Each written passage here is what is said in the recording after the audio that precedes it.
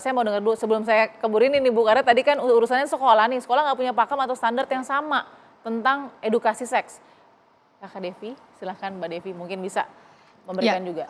yang perlu mungkin saya tambahkan tadi Ya, saya jelas kita sepakat dengan apa yang disampaikan oleh para betul. ahli, teman-teman semua. Artinya gini, sekarang problemnya adalah ketika orang tua tidak mau ambil kendali untuk memberikan pengetahuan tentang apa yang sedang dan pasti akan mereka hadapi.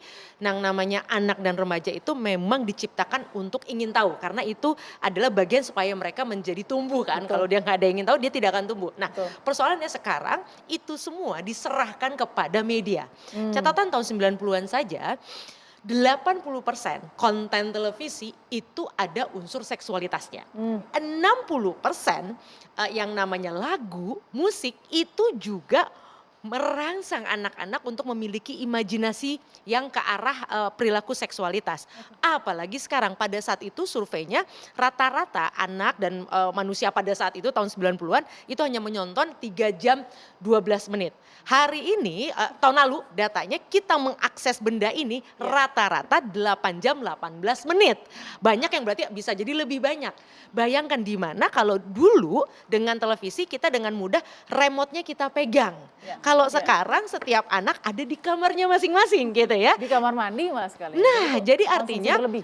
pola asuh itu diberikan kepada media ini. Yang mana ini kita tidak mau mengontrol juga gitu ya. Karena orang tua berpikir bahwa memang problemnya mereka melihat babysitter terbaik itu adalah saya udah 6.333 kali ngomong gitu ya. Babysitternya adalah gawai ini. Mereka tidak sadar bahwa yang namanya pornografi yang kemudian mengilhami anak-anak untuk mencoba dan itu menjadi rujukan mereka karena kan mereka tidak punya rujukan ketika dengan orang tua pun terasa berjarak. Betul. Ada rasa malu, ada rasa nggak keren. Kok curhatnya sama orang tua sih? Lo nggak gaul banget gitu kan. Nah artinya kalau dengan ini kan mereka akan kelihatan berpengetahuan, akan kelihatan gaul. Persoalannya di sini yang namanya seks itu di sebagian negara merupakan sebuah bisnis yang sah.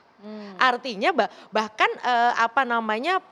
prostitusi saja di sebagian negara legal. Nah ini yang kemudian kita lupa sekarang dunia ini sudah tanpa batas. Nah artinya yang paling penting adalah bagaimana kemudian kita berkomunikasi. Karena kalau tadi tahun 85 lalu kemudian 20 tahun kemudian tahun 2007 misalnya survei di 12 provinsi 21% saja sudah pernah aborsi. Ini menikah mungkin masih dianggap ya berarti masih ada jalan keluar. Tapi ada yang kemudian memutuskan untuk mengambil jalan keluar sendiri dengan aborsi. Dan bahkan mereka melihat bahwa loh kalau sama orang yang saya sayang boleh dong gitu kan. Nah ini satu pemahaman yang orang dewasa menutup telinganya. Membudekkan matanya, jadi benar-benar tidak mau tahu, padahal ini realita gitu kan. Ini menarik sekali Ibu, ini kayaknya Ibu Rini dapat beban banyak jawab ya. Kenapa? Karena gini Bu, kenapa kita tadi dengan so-called budaya ya lebih menormalisasi pernikahan dini ibaratnya ya dibanding sex education atau edukasi seks. Seperti itu nggak Bu di mata kementerian? Sebenarnya enggak juga. Negara kan hadir untuk melindungi seluruh anak. Ya, jadi banyak program terkait dengan sex education. Jadi BKKBN contohnya, ya punya Case Pro, generasi emas. Kementerian Pendidikan sudah masuk ke Case Pro ini ke dalam kurikulum pendidikan. Nah, cuman memang tadi yang disampaikan Mbak Zoya. Pada saat menyampaikan apa adanya ini masih malu-malu lah istilahnya. Padahal anak-anak sekarang sudah tidak bisa dikatakan dengan kata-kata yang bersayap gitu loh. Ya harusnya langsung to the point. Kalau misalnya terjadi pergaulan bebas, akibatnya apa? Pendarahan. Gambarkan pendarahan itu seperti apa. Ya, jadi hal-hal yang seperti itu. Tapi kalau tidak ada, ya itu kita memperbanyak edukasi-edukasi.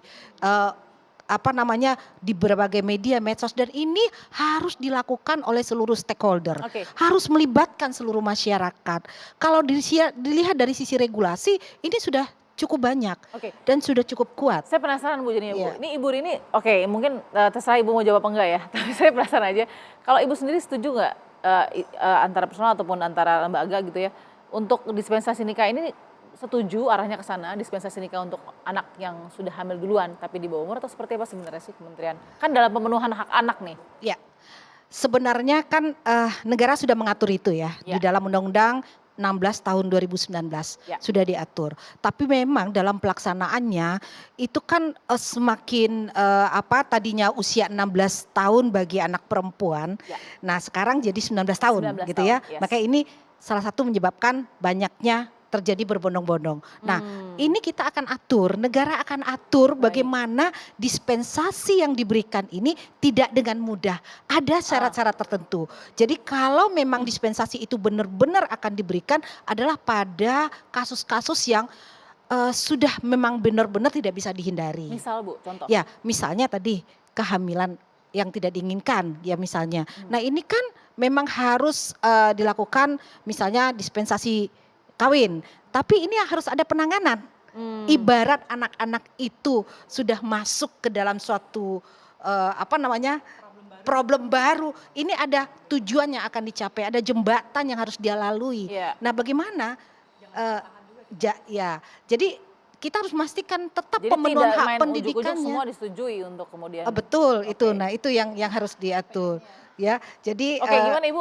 Oke gini. Ini Silakan. penting ya, berarti artinya dispensasi diberikan asal memenuhi syarat sesuai pakem tadi ya Bu. Oke, Betul. Bu Rosin sudah mau komen tapi sesaat lagi Bu ya. Kita harus jeda dulu di Perempuan Bicara.